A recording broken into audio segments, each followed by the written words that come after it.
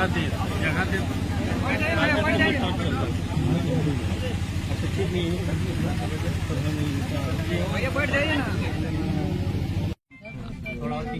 घंटे बीत जाने के बाद जिस मजदूर की घटना में मौत हो गई थी, आखिरकार लोगों ने ये मांग किया था कि जयराम महतो आएंगे उसके बाद ही यहाँ से हम लोग हटेंगे।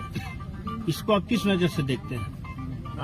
निश्चय ही आज विगत कुछ महीनों से हम लोग मजदूर के हित के लिए लगातार आंदोलन कर रहे हैं, चाहे उनके सेफ्टी का मुद्दा हो या फिर मृत्यु हो जाने के बाद मुआवजा की बात हो। और कहीं न कहीं जो आंदोलन आज 1.5 सालों से छिड़ा है, उसका एक सकारात्मक पहल और प्रभाव यह है कि आज जनता अपने अधिकार के लिए सड़कों पर आने में देर नहीं लगाती है। वो प्रशासन हो चाहे जो भी हो, उनका कोऑपरेट रहे या ना रहे, सहयोग रहे या ना रहे, लेकिन वो कभी भी विचलित नहीं होती है। तो कुल मिलाकर 36 घंटे का आंदोलन, आज मृतक कालीचरण महतो उनकी धर्मपत्नी हमारे समीप बैठी है। हालांकि इस दुख की घड़ी में पूरे परिवार के लिए हम लोग शोक संवेदना प्रकट करते हैं और इन्हें हिम्मत देने का प्रयास करते हैं। लेकिन जाने वाला तो वापस नहीं आएगा, लेकिन मुआवजा की मांग और आंदोलन इसलिए किया जाता है कि उनका आने वाला जीवन थोड़ा आसान हो सके। तो उसी क्रम में कंटिन्यू लगभग 3-4 चरणों में वार्ता हुई, जिसमें कुछ राजनीतिक दलों के लोगों ने भी भूमिका निभाई। उनका आभार करते हैं। हालांकि वार्ता पूरी नहीं हो पाई और कुल मिलाकर सबके तरफ से यह स्टेटमेंट आ रहा था कि डीवीसी जो है अपना मौखिक ही कार्य करती है, उनका इतिहास रहा है। डीवीसी ने भी इसी बात को दोहराया कि हम लोग 70 बार इस प्रकार की वार्ताएं हुई है मृतक की मौत के बाद और मौखिक ही हुई है। लेकिन चूंकि ये नया जमाना है, नया दौर है, नया आंदोलन है, नई सोच है, तो हम लोग कहा कि अब वो दौर बदला है। कानून इंसान को बांधने के लिए नहीं, बल्कि इंसान को स्वतंत्र रखने के लिए कानून बनते हैं, इंसानों की सुरक्षा के लिए कानून बनते हैं। अतः हमें लिखित चाहिए। और उसी क्रम में रात 2 बजे लगभग 1.5 से 2 घंटे की वार्ता हम लोग की पुनः हुई, जिसमें डीजीएम थे और एक अधिकारी थे आपके डीवीसी के, और साथ में स्थानीय एसडीएम महोदय थे, एसडीपीओ महोदय थे और थाना प्रभारी चंद्रपुरा थे और थाना प्रभारी, स्थानीय थाना प्रभारी भी थे। उनके नेतृत्व में और उनकी उपस्थिति में वार्ता हुई। वो वार्ता हमारी विफल रही।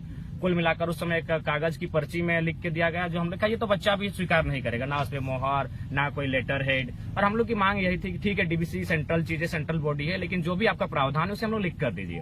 और डीवीसी बार बार कंटिन्यू अपना राग अलाप रही थी कि हम लोग 70 आंदोलन ऐसा हुआ है, हम लोग हमेशा मौखिक आश्वासन दिए और काम किए हैं। हम लोग बोले देखिए अब हमें लिखित चाहिए। और फाइनली सबसे पहले बात, जितने भी स्थानीय लोग जुटे हैं इस परिवार का साथ देने के लिए, उनका आभार प्रकट करते हैं। लोकतंत्र एसडीपीओ महोदय, बीडीओ मैडम, सीओ सर और साथ ही 2-3 थाना के प्रभारी थे, दर्जनों की संख्या में जवान तैनात थे, उनका भी आभार प्रकट करते हैं। और कुल मिलाकर इतनी मौत की खबरें आती हैं तो हम लोग चाहेंगे कि हम लोग को मौत के आंदोलन में हमें ना कूदें।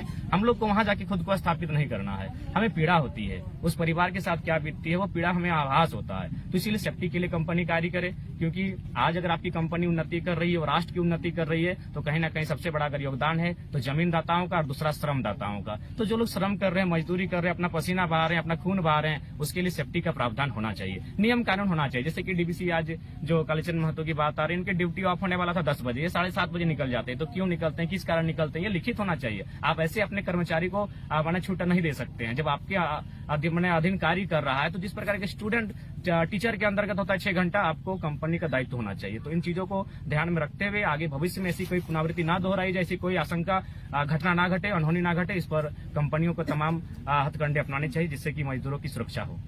जयराम जी, राज्य बड़ा है, समस्याएं अनेक है, हर क्षेत्र में बहुत ऐसी बातें हैं जहां पर लोग आपको एक आशा भरा नजर से देखते हैं, उसको किस तरह से पाटेंगे आप? देखिए, बिल्कुल काफी कम आयु है और दिल से हम कहते हैं इतनी छोटी आयु में इतनी बड़ी रिस्पॉन्सिबिलिटी के लिए हम तैयार नहीं थे।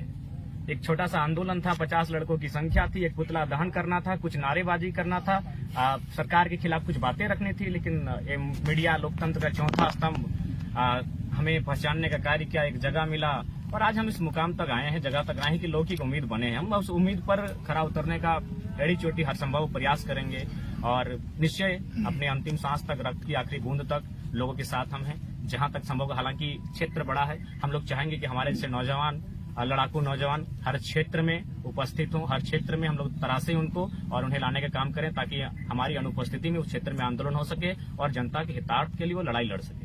अभी मुआवजा के तौर पर मैनेजमेंट या स्थानीय प्रशासन के द्वारा क्या मुआवजा दिया गया? जो कि डीवीसी सेंट्रल बॉडी है और उसका जो नियमन बली में आता है, लगभग 18 लाख के आसपास का कुल रकम राशि बनती है और उनकी आश्रित पत्नी को 4,500 रुपए के आसपास प्रति माह पेंशन और 2-3 लाख रुपए एक्स्ट्रा प्रशासन के द्वारा दिए जाएंगे। कुल मिलाकर 22-23 लाख का मुआवजा बनता है और उम्मीद करते हैं, हालांकि उस मनुष्य की तो भरपाई नहीं हो पाएगी, पर यह जो मुआवजा मिलेगा इस परिवार का जीवन थोड़ा आसान हो पाए, बस यही हम लोग कामना करते हैं। और ये कागज है, जो लिखित कागज है, जो इसको शॉर्ट में थोड़ा नीचे